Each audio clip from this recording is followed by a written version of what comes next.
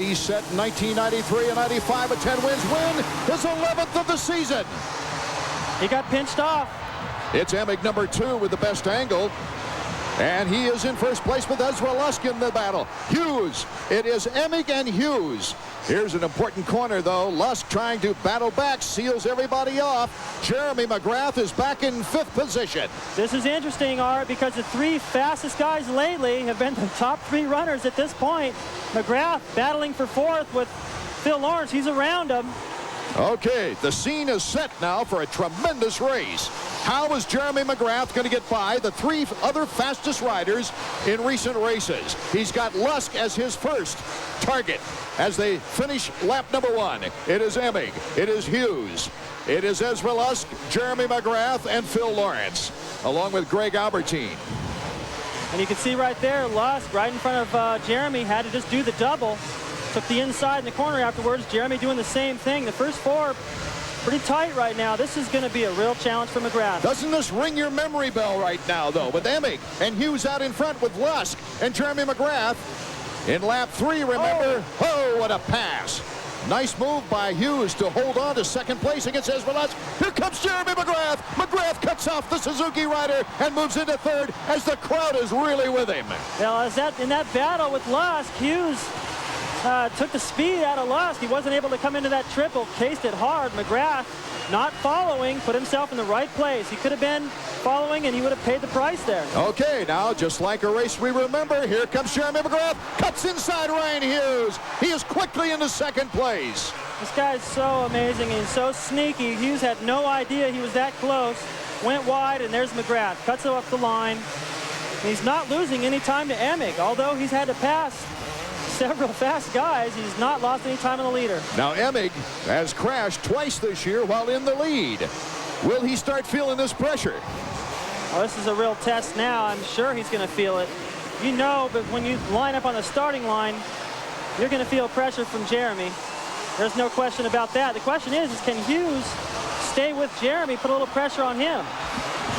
Okay, it's Emig. McGrath closing in on Emig as they go to the finish line jump. Isn't quite ready to take him, but it could happen anytime. Let's go down. Wait. Jeremy McGrath. A pass on the same corner that he passed Hughes. Here comes Emig right back. Emig gets caught up in the hay bale. He goes down, and Jeremy McGrath looks behind to see just what happened. McGrath is in 1st, but Hughes is pretty close in 2nd. Hughes has a great opportunity here, and once again, Emig, so desperate to try to do anything to get by McGrath, blows it all away in the first few laps of the race. He's crashed again. Ryan Hughes taking a 2nd place in Dallas and a 3rd place in Houston and a 4th place as we go to the replay. Emig just tried to get back in there and cut him off. The hay bale hooked up on his motorcycle, and as he tried to go, he had nowhere to put his foot. Went down. And Jeremy McGrath, meanwhile, heads to the finish line jump, ready to lap his first rider, Kyle Lewis, who is just in quite a bit of pain. He's been bounced around a lot lately. Now look at this. Jeremy was only able to do the double. Ryan Hughes was only able to do the double as well. Hughes took the outside that time. I thought he would do the triple, make up a little bit of time. Hughes has the speed to stay with McGrath, but can he do it for 20 laps? I have no idea. McGrath 2 seconds ahead of Ryan Hughes. Let's go down to Marty. Guys, one of the things that's interesting on Jeremy's bike, I talked to Skip Norfolk right before the start. He said he taped up the air duct. We have a threat of rain. They were worried that it would be very costly if it got wet. Now, that would have a bit of an effect on horsepower, but so far, you'd have a tough time convincing me it's hurting Jeremy McGrath. Well, when they cover up that air box, you lose a little bit of that snap in the bike. It also changes the tone of it. It's obviously not affected Jeremy. And it's really a smart decision on Honda's part to take that precaution in case it was a downpour. That's the only thing that could take Jeremy out of this race. Well, it would take an awful lot of rain, though, to do something like that and hinder this performance right now in a short period of time, that's for sure. Hughes is still staying pretty close with Jeremy, and if he can stay like that, oh, it's going to be interesting when they get into lap riders down towards the end of the race. McGrath really hasn't changed much throughout the seasons with his success, but this season it's obvious he is much more relaxed than ever before. A lot of people can see that, you know, my attitude's been different over the years towards the racing. And 93 was having a lot of fun. 94 was ho-hum year for me. You know, I wasn't into it as much as I probably should have. 95 was the best year of my life. towards racing. I mean, great year, couldn't have been better. And I think I've been in the position where the pressure's been there enough times now where it just doesn't bother me anymore. And I think that's definitely one of the contributions to my win streak now. Damon Huffman, as we take a look at the leader, Jeremy McGrath, went down and went down hard. He is still, you see it just breeze by your picture there as Jeremy will come back through. The yellow flag out, and Damon Huffman is still down on the ground. Meanwhile, Jeremy McGrath continues to tool away as we see Huffman and his classic number 10. That sore wrist, but it looks like he's holding a leg with that sore wrist. Yeah, I sure hate to see it. You know, anything can happen out of there. A lot of times these guys lay there a little while and they get right up. And Huffman's been having trouble lately. Wyndham now is really starting to put on a charge. He's riding so good. Look, he squares off. This is the battle for third as they come over the finish line jump. Kevin Wyndham in front of Lusk. And what's interesting is now that... Oh, Lusk get a good cut and good drive out of the rough. Well, I was just about to say, I was surprised that it's a triple. Normally, the riders do the triple. Now, tonight, they're not doing the triple. It's faster to take the inside, not do the triple, take the inside afterwards, and these guys are going back and forth.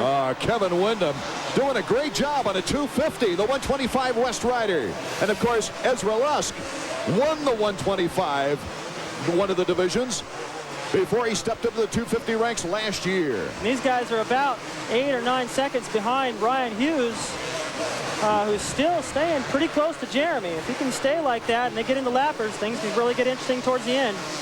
Yeah, Lusk won the 125 West. I can remember in Las Vegas when he capped things out. Let's go down to Marty Reed.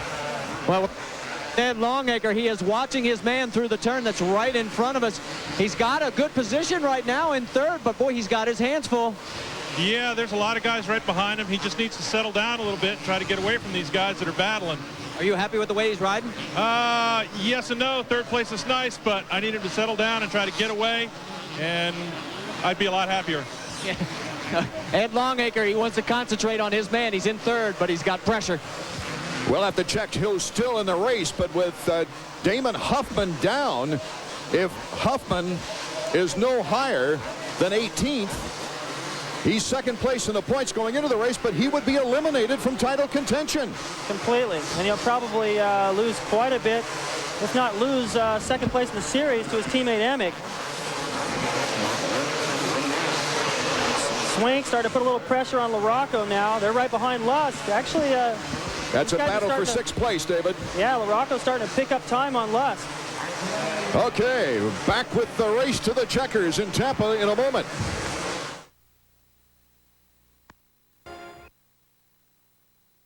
Here's LaRocco and Lusk. That was a pass for third. I was one position back, but LaRocco now looking for his best race of the season. Well, he's been on the podium a couple of times, but this is third place. Another podium finish for him. Long ways to go up to Ryan Hughes, but this is amazing. Yeah, LaRocco got a last place start in qualifying here tonight. And he is now in third position behind Ryan Hughes and Jeremy McGrath. Yeah, I was thinking Lusk might be able to continue to be a threat to LaRocco, but LaRocco came from off the pace, caught these guys and passed them, has a little breathing room now, so I would imagine he'd stay there. Okay, Jeremy McGrath, Ryan Hughes, then LaRocco, and Lusk in that order. And Brian Swink is behind him. There you see LaRocco coming through the whoops. Lusk is losing some time to him. Different places on the racetrack. Lusk gains a little ground, then he loses some time. The track in the groove is starting to get very slick. I noticed just a moment ago watching McGrath. He's starting to go out into that dark loam and find the traction. And Ryan Hughes picked up on it. He's using the same lines McGrath is. He's not losing very much time. In case you just tuned in, it's Jeremy McGrath with a 4.5-second lead on Ryan Hughes. This is the battle for third. Mike LaRocco, who has had trouble all season long. First of all, he came back starting the season not quite up to par physically after having reconstructive knee surgery in the offseason from an injury from the Nationals. And he was just getting back to a good position when he had all kinds of bike problems. Ed Longacre, the mechanic for Lusk, saying, get him, you can. trying to do anything he can. Tell his rider, look, you got the speed, you got the confidence. 2 fourths and a third the past 3 weeks. Get this guy. Stay on the podium.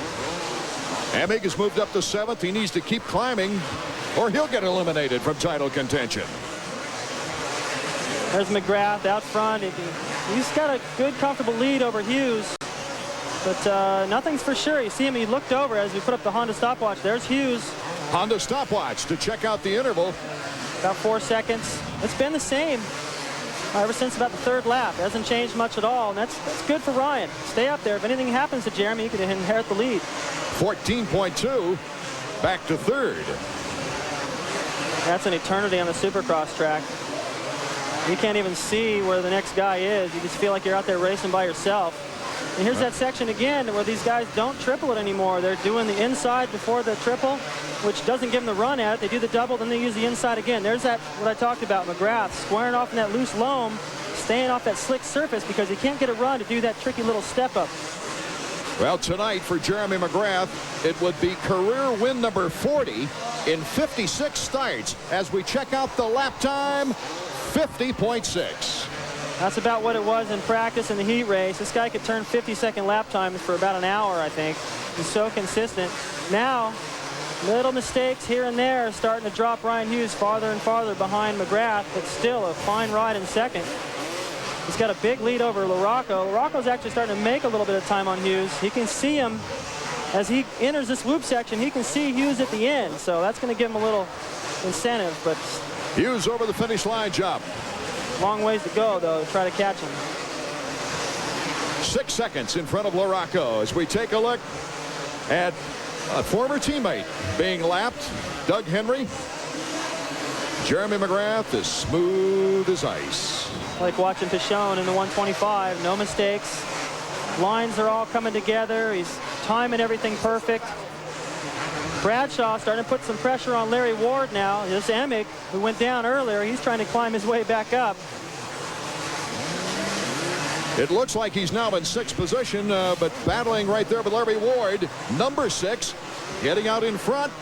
Emig trying to climb back up. By our unofficial calculation, he would just move into 5th.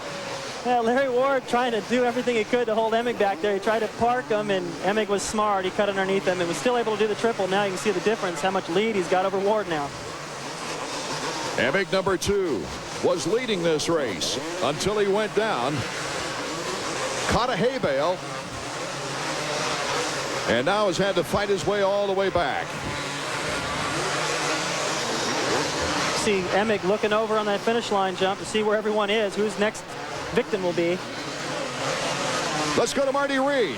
Well, we're down here with Jerry Albrecht. Bad break for Jeff right now, but got to fight his way. Yeah, there's a lot of good guys out there. You need to start. He had to start. He made a mistake and bumped Jeremy, but he knows what it takes. He'll get back up there. I'll tell you what, guys, he's got to finish 7th or better, or the season's over for him as far as the championship is concerned. Yeah. Emig in 6th position behind Bradshaw. In 7th position it should be. So just about with Huffman down and Emig way back, he could just about eliminate everybody but Hughes. Actually, Hughes would be eliminated, so Jeremy could wrap the title up right now. He could wrap the title up if it stays like it is. That would be unbelievable. 4 races to go to wrap up the title. I don't think that's ever happened in the history of motocross or supercross. Now, when Bob Haney wrapped up his titles early, he kind of liked to go fishing or hunting, didn't he? He did a lot of hunting. He had, usually the last race was in the LA Coliseum, and he had some differences with the promoter, and he usually wouldn't show up for that one. He didn't have to. He had right so now, many. this guy could create history, though. Well, this is every race, as he pointed out earlier after his heat race, talking with Marty, every race has been a record breaker for him. And He now could set a Cal Ripken record here if he wins them all. well, I don't see the end anywhere in sight either. I mean, he's still young. A little mistake there. He can afford it now. He's got about an 8 or 10 second lead now over Ryan Hughes. Not that much time left. As long as he just keeps it on 2 wheels and rides decent, he should be able to hang on to that lead. And no mistakes from this guy. Should Hughes hold on, it would also equal his best finish of the year, the 2nd place in Dallas. Look at the smoothness on those wicked whoops. you know, when he does make a little mistake, he doesn't lose much time. You know, I say no mistakes, I mean no major mistakes. Nothing that's like Emig. You know, he had a chance to get up there and run with Jeremy and try to make it all happen in the first couple of laps and went down. And that's going through his mind right now. The whole rest of the race, he's going to be kicking himself. Why did I try to go for it right there? Same thing like Houston with Ryan Hughes. Bad decisions, and it's because they feel the pressure. You know, you hear him in tennis saying when you play against Agassi or Sampras, when they're on, you feel like you got to place your shot so perfect. You go for so much on the shot, you hit it out. The unforced errors really is what's taking these guys out of the race before the halfway point. Jeremy never really has to be riding hard at the end. You can just cruise home to the finish. Well, Emig has not made up much ground on Bradshaw as we take a look at Ryan Hughes, Emig's teammate, in second place. And he's pretty much cruising right now, looking for his equaling his best finish. You know what, though? You look back over his shoulder, LaRocco is still gaining. He had that whole whoop section lead. Only a lap to go, I believe. LaRocco's pretty close. Final lap. Hughes in second place. LaRocco in third. Lusk in fourth. Hughes may be able to pick up second in the standings if Emig doesn't get on the stick, and with Huffman out, looks like Jeremy might just be the '96 Supercross champ. We'll have to check with the AMA and to officially get those points to see how far down it takes for Jeremy on the other riders to wrap up this grind. That triple is really close to the stadium wall. Those fans getting a close-up view of that neck. This is the last lap. It's almost over. Counting motocross and supercross, the last 17 times McGrath has put his bike at the main event gate. He has won 17 races in a row without losing, counting motocross. The checkered flag for Jeremy McGrath. It is his 40th career win. And a Superman over the finish line and jump. How fitting is that? It doesn't matter what kind of track, what kind of condition, who's in front of him, who's in back of him. This guy is the greatest of all time. Well, he had everybody right there in front of him and passed them so quickly. I mean, they didn't even have a chance to even realize he was behind him. He passed them all so quick, put the passes on in a place where I didn't really think there'd be that much passing going on, and made it work. Carved his way right to the front, put the pressure on everybody else. What would be interesting is to find out where everyone else finished. I think the second in points, Huffman, has already been eliminated. When he went down, he had to get at least an 18th position. I believe Hughes now, what will be also, interesting to find out is where Emig finished. He might still be hanging on to it by the skin of his teeth. Couple points. Well, we'll check with the official scorekeepers when we come back here in Tampa Stadium to see if this man is once